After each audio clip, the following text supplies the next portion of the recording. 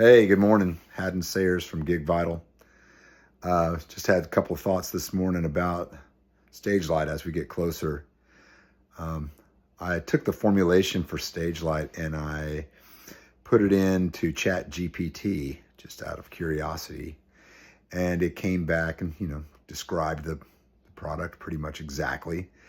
And then it offered, like it does, it offered a variety of different potential reviews or comparison, head-to-head comparisons with other products, things like Element or Liquid IV.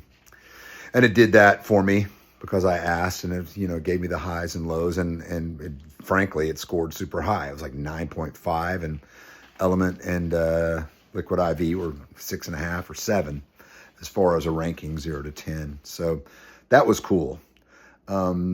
But it did have like some downsides, and it expressed concern for the fact that it might not be as sweet as a consumer would want to see. And frankly, in my taste testing, it seems pretty sweet. So we have no plans to make it sweeter than it is. But I just thought that was interesting. I can remember when I was a kid and the first time I ever had Gatorade. I was a kid in the 70s, and I came from a period when we drank, you got a Kool-Aid packet that was like red dye and a little bit of strawberry flavor, and you put it into a Tupperware container, and then you fill it with water, and then you put an enormous double cup of white granulated sugar, and that was what we drank.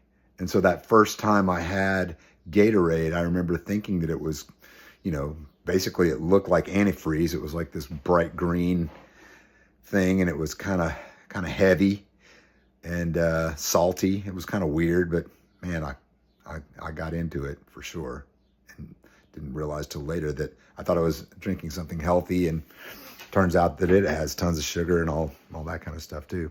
Anyway, this is kind of like that. It's like when I taste the formulation for StageLyte, it tastes like that first time I had Gatorade, and even has that mouth feel. So just wanted to share those thoughts and give you something to go on. Hope this helps.